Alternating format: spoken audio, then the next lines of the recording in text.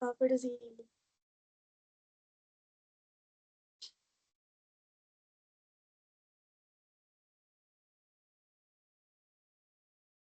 creo que si comparto la pantalla no me deja ver la cámara. Entonces, bueno, ahí están viendo la pantalla. Sí, Pi, ahí ya la vemos. Sí, sí se ve.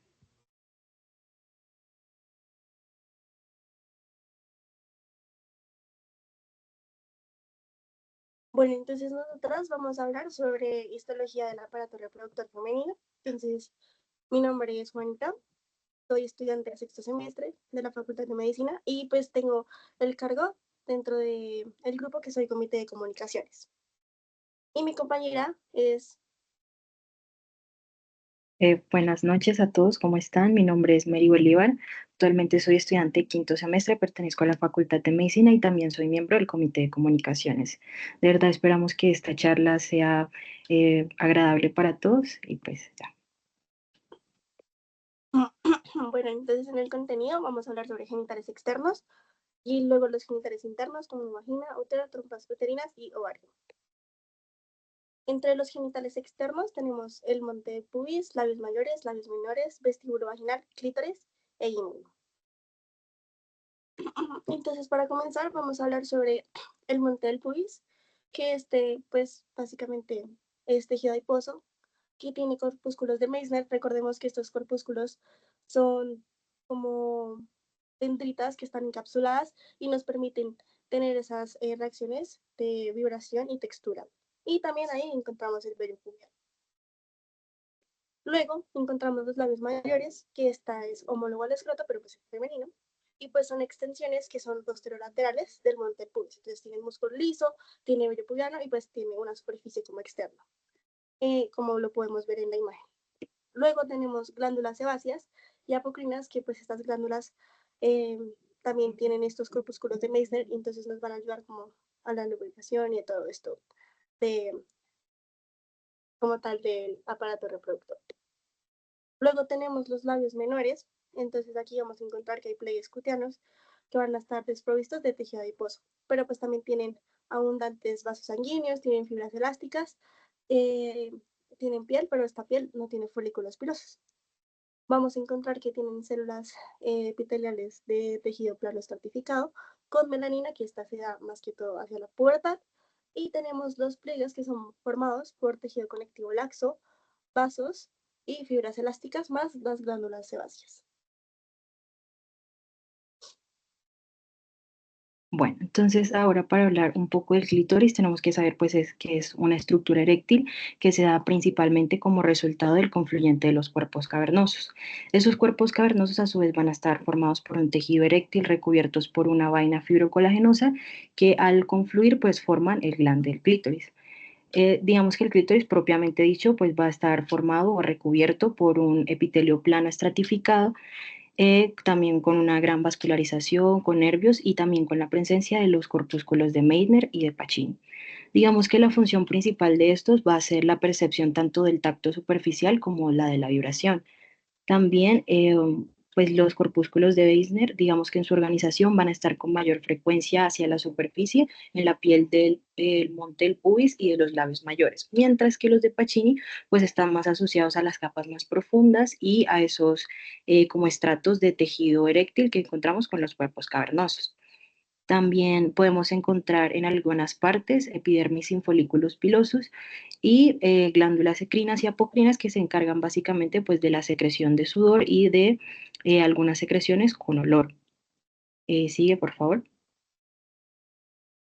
Bueno, el siguiente elemento de los genitales externos sería el vestíbulo vaginal, que corresponde a la estructura que se encuentra entre los labios menores y contiene el orificio de la uretra y el orificio del conducto vaginal. También va a estar revestido principalmente por un tejido epitelial plano estratificado, en el que vamos a tener la particularidad de que encontramos las glándulas vestibulares tanto mayores como menores. La función principal de estas glándulas va a ser secretar moco que lubrica ese orificio vaginal.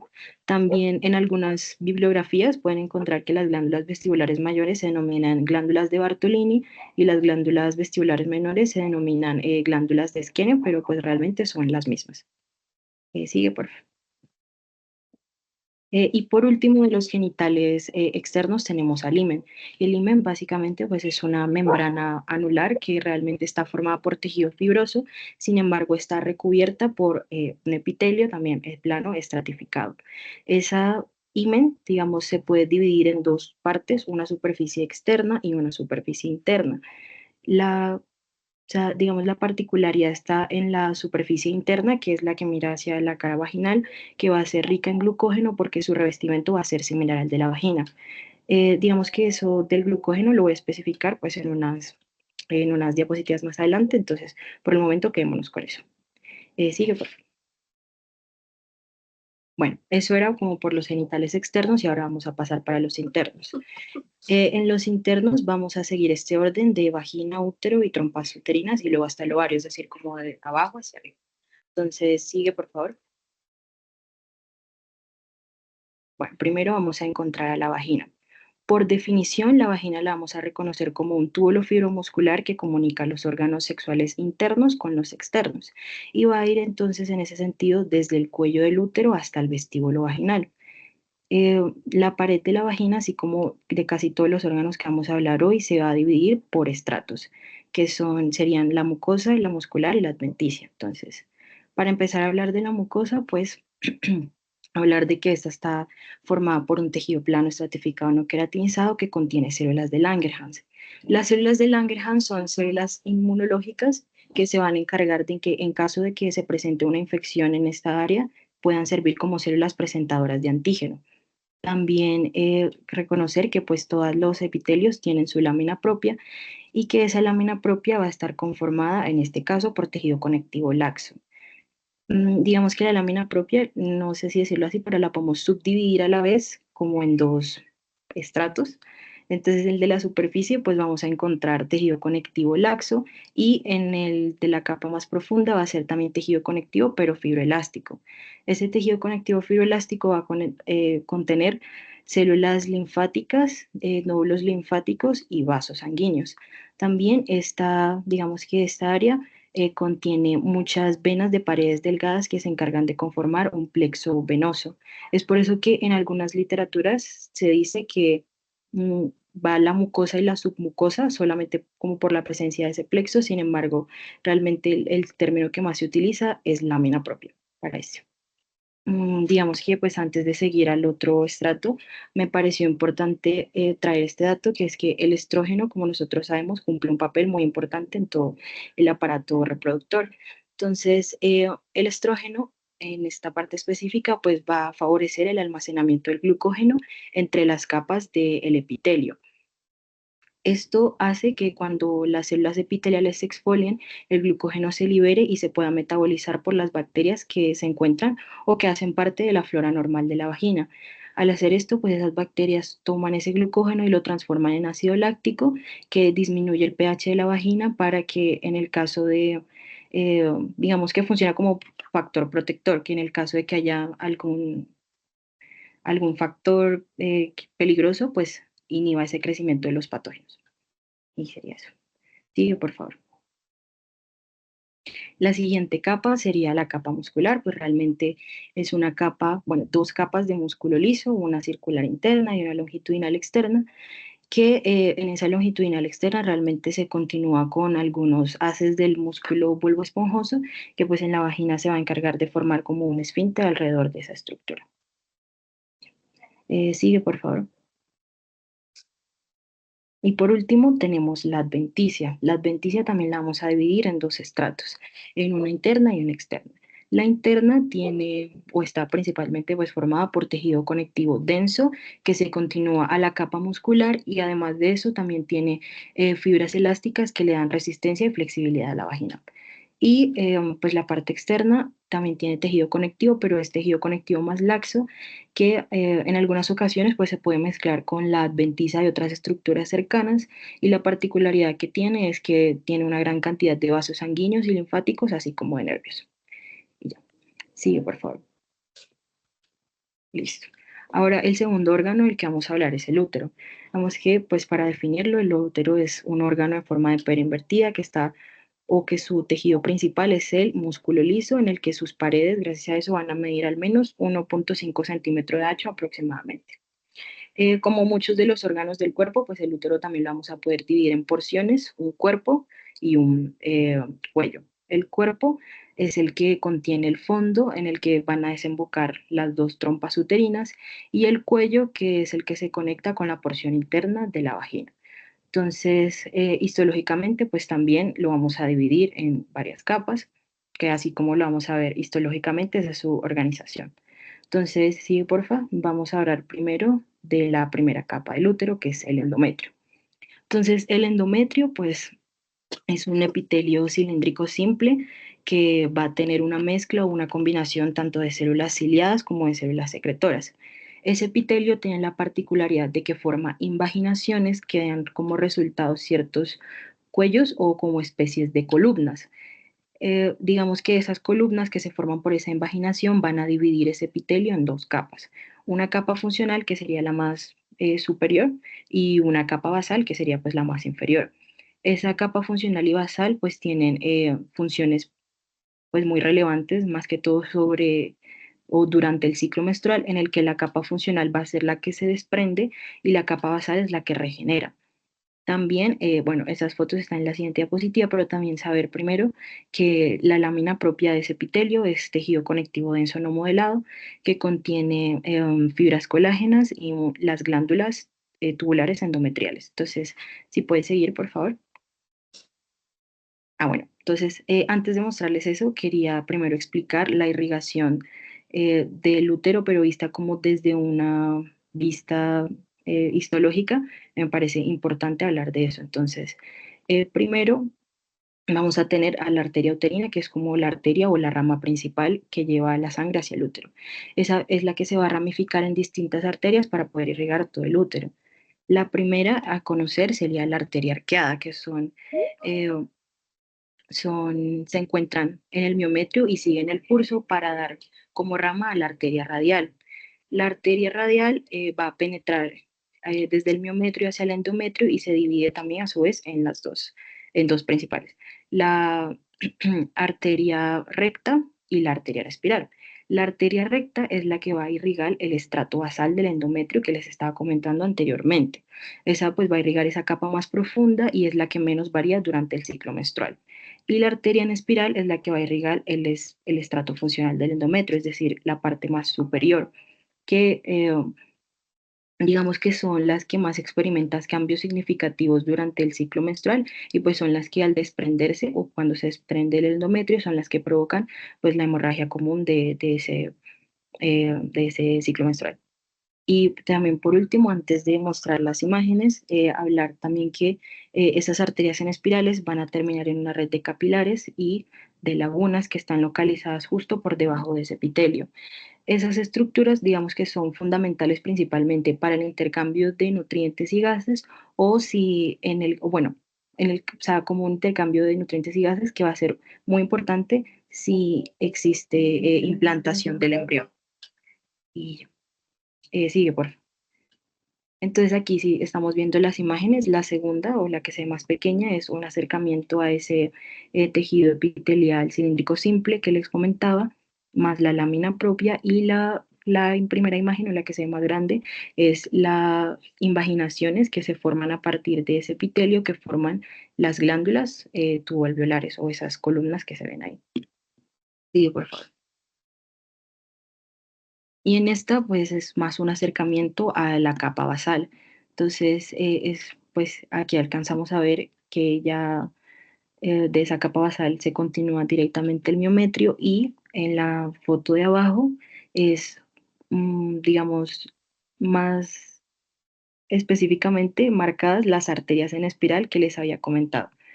Y en la foto, en la segunda foto de arriba, es más un acercamiento a cómo se ven las glándulas tuboalveolares y también tener en cuenta que en los puntos que se alcanzan a ver marcado de azul es donde vamos a encontrar el glucógeno. Pues en las, digamos que cuando se toman las placas histológicas, pues realmente ya eso no se alcanza a ver, pero es como para tener en cuenta que ahí es donde van a estar contenidas ese glucógeno. Sigue, por favor. Bueno, la segunda capa del útero entonces sería el miometrio. El miometrio pues realmente es una capa muy gruesa de músculo liso, bueno, dos capas, bueno, tres, perdón, capas de músculo liso, una capa longitudinal interna, una circular media y una longitudinal externa. La más importante, pues entre comillas, sería la circular media, que es más gruesa debido a que es la que contiene el estrato vascular y es más, o más específicamente las arterias arqueadas de las que estábamos hablando anteriormente. Entonces, en la primera foto pues se ve todo o bueno, lo extenso que es el miometrio, y en la segunda es un acercamiento a las arterias arqueadas específicas de las que ya habíamos hablado. Sigue, por favor. Bueno, y la última capa sería el perimetrio o la capa serosa, que también está bien dicho. Esa capa serosa pues realmente es un tejido conectivo laxo que está cubierto por un epitelio plano que pues correspondería a ser un mesotelio. Sin embargo, también puede pasar que esa capa sea peritoneo visceral que se continúe con el ligamento ancho. Entonces, en la primera foto pues estamos viendo ese mesotelio y en otra es como otra parte de esa misma imagen donde vemos que se continúa con el ligamento ancho. Sigue, por favor. Bueno, esta imagen es más como para hacer una comparación del miometrio de una mujer en edad reproductiva y una mujer en estado de embarazo. Eso es simplemente como para recordar ese comportamiento que tiene el miometrio en el que pues a medida que el feto crece, el miometrio se expande para acomodarse al tamaño del crecimiento del feto. Y también, pues recordar que aquí la progesterona, pues tiene una función muy importante ya que va a inhibir la expresión de moléculas proinflamatorias y de proteínas asociadas a la contracción, eso principalmente pues con el fin de evitar contracciones prematuras durante el embarazo. Sí, por favor. Bueno, hablando pues también del cuello del útero, pues decir realmente que es una zona cilíndrica que está formada por músculo también, sin embargo puede haber zonas que se reemplacen o que, sí, pues que se reemplacen por tejido conectivo fibroso, que tiene grandes o gran cantidad de fibras elásticas. Ese cuello del útero tiene el extremo terminal que está formado por tejido epitelial cilíndrico simple, donde están las glándulas cervicales. Esas glándulas cervicales son las que están, digamos, encerradas con azul en la imagen, que tienen la particularidad de que parecen estrellas. Esas glándulas cervicales, bueno, pues hay un acercamiento más a otras en la segunda imagen, tienen la función de desprender o de producir un líquido seroso que garantiza la movilidad del esperma durante las relaciones sexuales. Entonces, otra, como otro dato que me pareció importante traer es que cuando esas glándulas tienen acumulación de su secreción, se pueden formar los quistes de Nabot, que son los que vemos en la imagen como circulares, muy grandes, que son prácticamente alteraciones benignas que corresponden a ese aumento del tamaño de las glándulas cervicales. Y ya, sigue, por favor. Y por último, pues la zona de transformación, que es básicamente una región anatómica específica del cuello uterino, donde ocurre la transición de epitelio escamoso estratificado a un epitelio cilíndrico simple. La parte que tiene el epitelio escamoso estratificado va a ser el ectocervix, es decir, la parte externa del cuello uterino, y la parte que tiene el epitelio cilíndrico simple va a ser el endocervix, que es la parte interna que se continúa con el canal cervical. Y listo. Bueno, entonces para continuar vamos a hablar sobre las trompas uterinas. Entonces esta pues es una estructura cilíndrica que pues nace en el fondo del útero y llega lateralmente. Entonces esta se va a dividir en 5 porciones. Tenemos la número 1, que es la porción intramural, 2, que es el istmo, 3, que es la ampolla, y esta es la más larga y aquí es donde se da la fecundación. Luego tenemos el infundíbulo y por último las fimbrias. Y aquí pues es donde atraen como el ovocito maduro para poder que se dé la fecundación. Luego, entonces, esta también se divide como en estratos o en capas. Entonces vamos a tener primero la capa mucosa, que va a tener tejido epitelial cilíndrico simple, que va a tener células intercalares, que pues van a ser como secreciones de elementos nutritivos para el espermatozoide.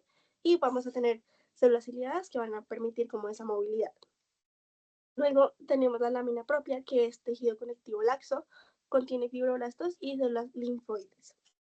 La capa muscular, pues que esta tiene dos capas de músculo liso, entonces tenemos la circular interna y la longitudinal externa. Y luego tenemos la capa serosa, que es un epitelio plano simple, pues tiene vasos sanguíneos y tiene fibras nerviosas. Luego aquí pues vamos a encontrar como una imagen como bastante alejada de las trompas uterinas, donde pues podemos diferenciar como bastante las capas. Entonces tenemos la muscular, la mucosa, la lámina propia y la serosa. Entonces ya vamos a hablar como de cada una de ellas. Entonces la capa mucosa, tenemos dos imágenes, entonces esta pues va a presentar como delgados pliegues longitudinales que se van a proyectar hacia la luz. Y pues estos son como una característica distintiva de las trompas. Entonces tenemos que, pues como habíamos dicho antes, que tiene un epitelio cilíndrico simple y pues que este va a constar de dos tipos de células. Entonces tenemos las células ciliadas, que lo que van a hacer es que los cilios se van a mover como hacia el útero para ayudar a impulsar el óvulo o pues el cigoto que esté fertilizado hacia el útero. Tenemos las células de PEC o células intercalares, que pues estas van a secretar un líquido que pues va a proporcionar nutrientes para el óvulo o pues para el cigoto que esté fertilizado. Entonces en la primera imagen de arriba pues vamos a evidenciar cómo se ven esos pliegues y las células cilíndricas simples. Y ya en la imagen de abajo pues vamos a verlo como ya más ampliado. Y pues los cilios que también se pueden ver ahí. Luego tenemos la lámina propia. Entonces esta pues es el tejido conectivo que va a sostener el epitelio y pues va a contener pues estos vasos sanguíneos y nervios. Entonces es como todo lo más fucsia que se ve como dentro de la capa mucosa. O sea, no puedo señalarlo, pero pues es lo que está básicamente adentro. Luego tenemos la capa muscular, entonces esta pues consta de una capa circular o espiral que se llama interna y una capa longitudinal externa, que pues esto como que ayuda con las contracciones peristálticas que pues van a ayudar como a impulsar el óvulo o cigoto fertilizado hacia el útero. Luego tenemos la capa serosa que pues esta va a estar compuesta por un epitelio cúbico simple o mesotelio, que pues esto va a estar sostenida por una fina capa de tejido conectivo. Listo. Vamos a seguir hablando de los ovarios, entonces pues estos son órganos pequeños y ovalados y que pues producen como el ovocito, síntesis y secreción hormonal. Entonces esta va a estar cubierta por una capa de tejido epitelial simple. También vamos a encontrar el epitelio germinal, vamos a encontrar la túnica albuginea, que pues es como esa membrana basal que va a separar a todas las células superficiales del tejido pues ovárico. Tenemos una médula, que pues está este tejido conectivo que tiene abundantes vasos sanguíneos, tiene vías linfáticas, también tiene fibras nerviosas, y luego vamos a encontrar la corteza, que pues tiene los folículos ováricos, que tiene las células musculares lisas, fibras de colágeno y pues un estroma de sorteo. Y por último tenemos el ilirio, que pues va a ser como todo eso de los vasos sanguíneos. Entonces aquí vamos a ver como la imagen histológica ya pues como más lejos.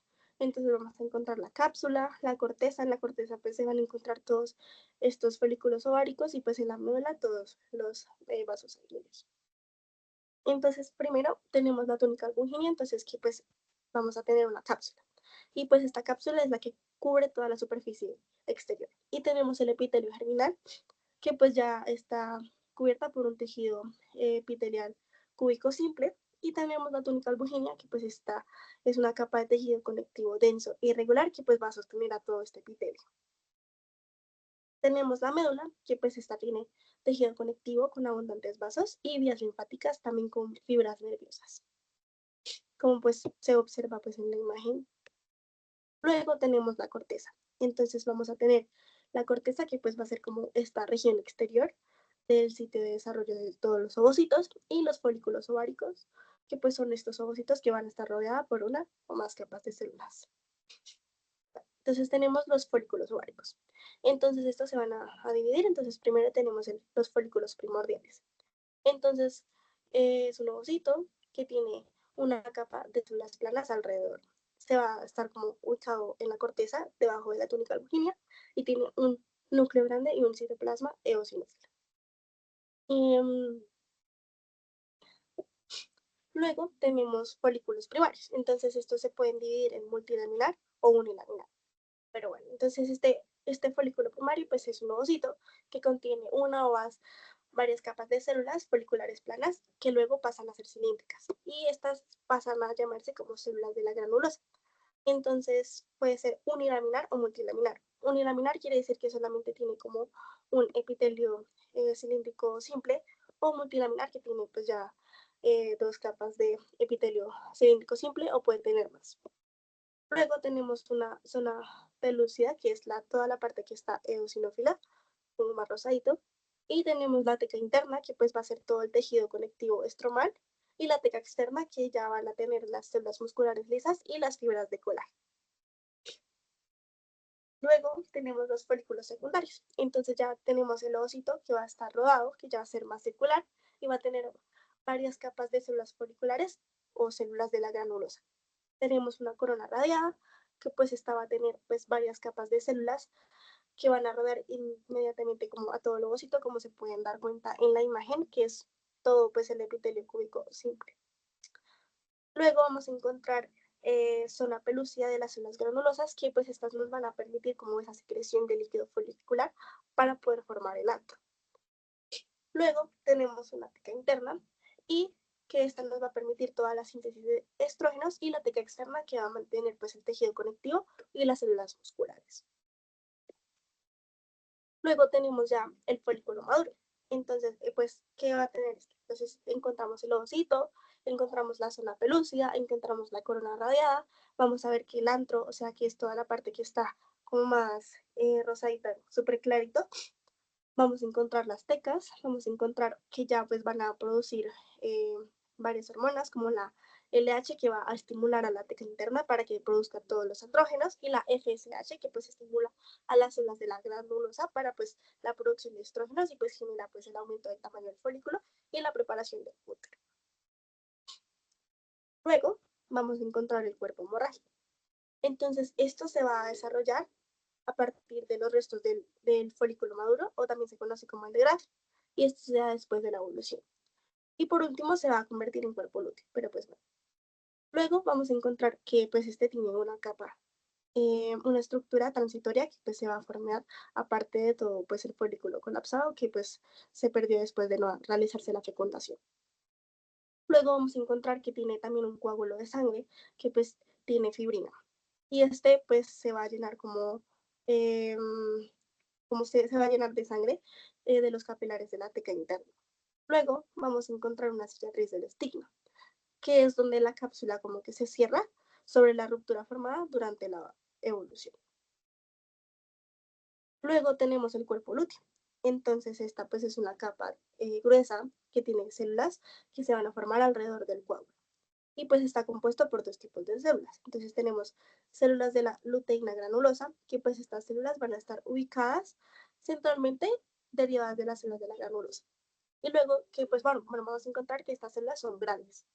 Tienen 30, se me olvidó, de diámetro, con citoplasma eosinófilo. Estas células van a secretar progesterona y pues se van a convertir y convierten los andrógenos formados por las células de la luteínas de la teca en estrógenos. Y luego vamos a encontrar que estas células de la luteína de la teca pues van a estar ubicadas en la periferia y pues van a ser derivadas de las teca interna. Y luego vamos a encontrar unas células más pequeñas que tienen pues un 15 de diámetro, que se van a teñir más profundas que pues las células de la luteína o de la granulosa. Luego tenemos el cuerpo albicans, que después de que pues, el cuerpo lúteo como deja de funcionar y se degrada, pues se va a convertir como una cicatriz fibrosa, que pues finalmente se va pues a eliminar y pues se puede ver así como en la imagen. Y ya, eso ha sido.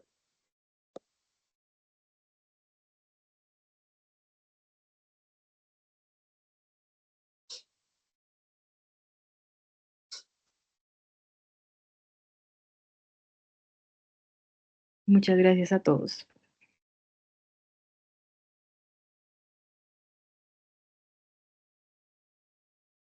Hola, ¿cómo están? Buenas noches. Hola, buenas ¿Me escuchan? noches. Sí, sí, ahí se te escucha. Bueno, felicitarlas. Creo que trajeron a colación lo más importante de la revisión. Sé que Juana creo que está enferma, entonces sé que dieron lo mejor que pudieron. Para mí, pues es más como revisar los jueves, entonces por eso le decía a Majo que, pues, que la verdad no sabía si podía otro día, porque les estoy tratando de dedicar este espacio exclusivamente a ustedes. Quiero pues como concluir de pronto la presentación antes de las preguntas con algunas cositas importantes que tomé de la presentación. La primera es que revisar la histología, así como la anatomía, así como la fisiología, así como la embriología es muy importante porque nos muestra la importante capacidad que tienen todos los tejidos del aparato reproductor femenino frente a todos los factores, no solamente hormonales, sino también los factores de crecimiento que van a hacer que se modifiquen durante las diferentes etapas reproductivas de la mujer, no solamente durante la pubertad, la edad reproductiva como tal y la menopausia, sino también pues en relación a todos esos cambios que va a tener la mujer pues durante su etapa reproductiva y no reproductiva. Es importante decir que, digamos, en el caso del contenido de glucógeno, bueno, como ustedes se pudieron dar cuenta, todas las mucosas tienen contenido de epitelio estratificado y esto es muy importante porque ese epitelio, por ejemplo, aplicado a la práctica clínica, porque pues la histología no es mi fuerte, pero sí la relación como con la parte de patología. Este epitelio es al que más le gusta el BPH. Es a donde él va a hacer su infección, su ciclo de reproducción y finalmente van a ser todos esos epitelios estratificados, aquellos que van a poder generar pues invasión por sobre, digamos, estos tejidos específicos. Y esto en relación también al contenido de glucógeno que ustedes mencionaban, porque el glucógeno pues es muy importante durante esta fisiopatología no solamente dentro del ciclo de reproducción del BPH y de la garantización de un buen microambiente vaginal, por ejemplo, sino también, por ejemplo, cuando uno hace las pruebas de ácido acético y de Lugol. El Lugol en estas células que están infectadas por VPH tienen bajo contenido de glucógeno y el Lugol se pega a ese glucógeno para darnos esas zonas Lugol positivas, el Lugol negativas, que son las que nosotros interpretamos como zonas donde muy posiblemente hay infección por virus del papiloma humano. Pues yo espero poder ampliar muchísimo más este tipo de cosas ya centrado en cada una de las patologías cuando lo veamos más adelante. También en relación a la disposición de las fibras musculares dentro del útero, hay una teoría que habla sobre que los cuernos uterinos son como los marcapasos de las contracciones durante el trabajo de parto. En esas zonas hay células que responden mucho más a los potenciales de acción y lo que va a hacer es que finalmente de los cuernos hacia abajo se conduzca la contracción y que no haya distocias dinámicas del trabajo de parto, que espero también podamos ampliarlo mucho más adelante. Es importante también traer a colación que el cáncer de ovario, en un 90% de esos del cáncer de ovario, los casos van a ser por cáncer de tipo seroso. Y de estos, el 70% van a ser de origen en las trompas de alto grado, serosos de alto grado, que se van a generar en las trompas uterinas, ¿sí?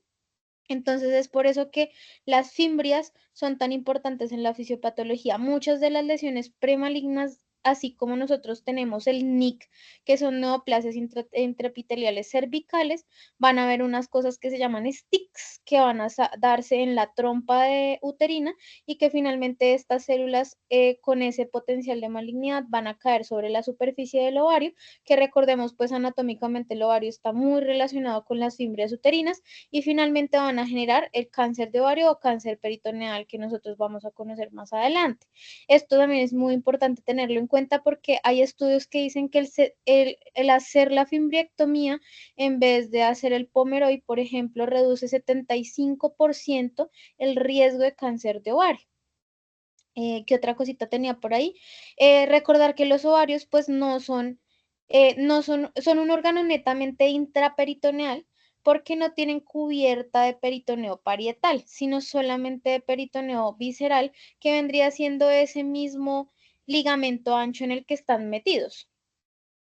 Eso hace que sean las trompas uterinas los que secreten factores de atracción para que ese óvulo llegue finalmente a la trompa uterina y que mediante los cilios y todas las células que ustedes muy bien resumieron, pues puedan hacer su movimiento a través de la trompa uterina, toda la parte de la peristalsis, de la capa mucosa, pues finalmente llegue a la fecundación dentro de la trompa uterina y luego la movilización de esa mórula en formación y finalmente el embrión para que pueda implantarse en la cavidad que debe ser. Listo, eso era lo que quería como agregarles, así que me pareció muy importante como en relación a la parte de histología. Y sí quería, bueno, felicitarlas, me pareció muy completa, pero quería recordarles que siempre en todas las presentaciones que hagamos, todas las imágenes, así sea una bobadita, tiene que ir referenciada. Entonces, como para corregir, siempre ahí en una letrita chiquitica, pero que haya una referencia donde se tomaron las imágenes.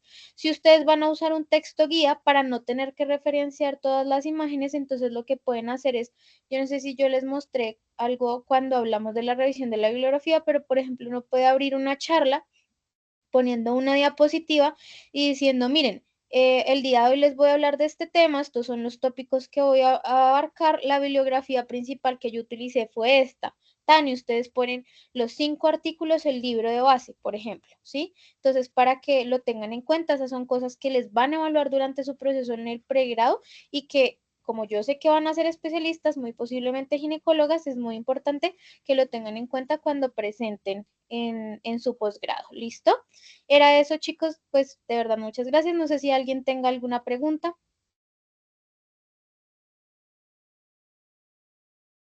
¿Alguna duda?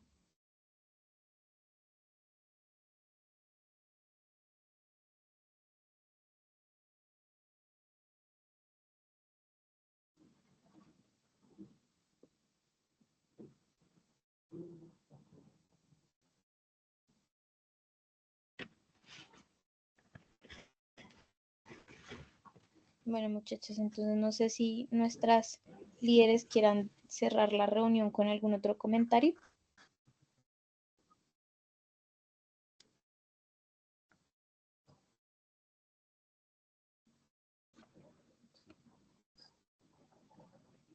Natalie, si estás intentando hablar, no se te escucha.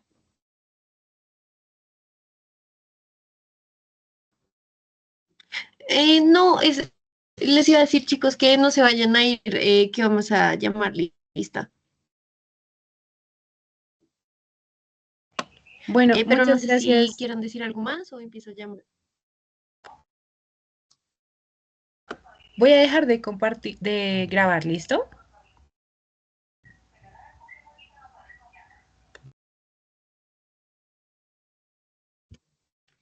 Bueno, para que llamen su lista tranquila, muchas gracias a todos. Espero tengan una buena noche y hasta luego. Nos vemos el próximo jueves. Gracias, Hasta luego, doctora. doctora.